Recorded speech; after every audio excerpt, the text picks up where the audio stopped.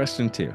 I think most people view creators based on their end results and don't really see what all goes into the creation. Based on what you do, what are some things that are crucial to your creation that most people never see? Analytics, the spreadsheets, the knowledge of product is really important. And, people, I don't think see the 23 years of experience that I put into it. And there's no way I could do what I do without that experience. Right. I And mean, you're not it's, even including, all the years of going to shows even before the job. yeah, Like you lived this life, you know. yeah, I did. That's right. So, even geez, going back to my teenage years, I was gaining the experience and the knowledge, and it was long and it wasn't always easy. And it's definitely not always the process is definitely not always enjoyable. It's not always glamorous.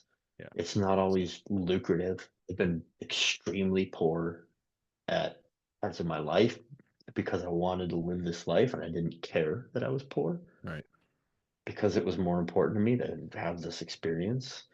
Um, so people don't see that, like the work that goes into being able to do what I do.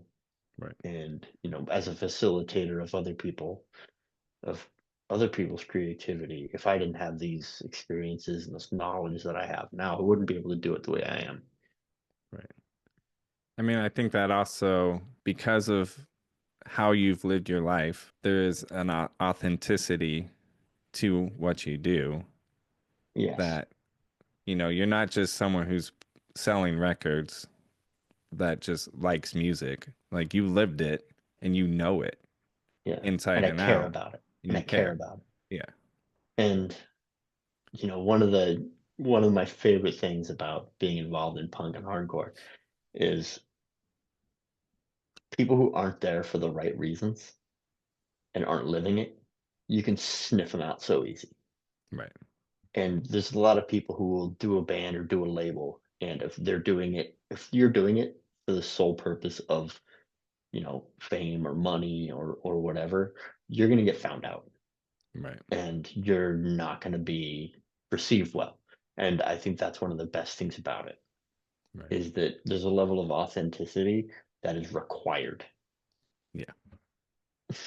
Yeah. You won't last unless you're authentic. No. And what's cool is I've been to shows in many countries, in many states, and if you walk into the room and you know what you're doing, it doesn't matter that you're from out of town. Right. If you walk in there and you're just it's easy to figure out someone who's just like, oh, I'm just going to be here for a little bit and I'm not going to really care. I'm not going to contribute. Right. You know, you're not going to make it. You're not going to last. I always felt like an imposter.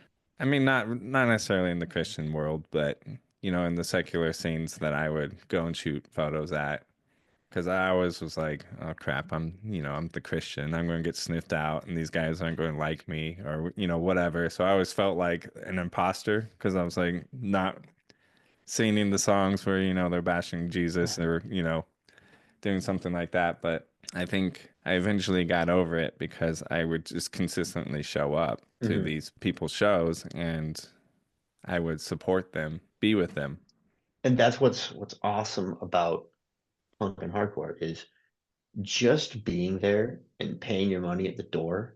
You're having a positive impact. Right, Like the shows, a lot of them are so small. right, The one extra person that's going to be there, that's going to give their $10 at the door, you made a difference just by doing that. right. That's it. And so even if you're not in a band, you're not doing a zine, you're not putting out records, you're not doing anything, just being there, Right. you helped. You helped. Yeah. And that's so empowering.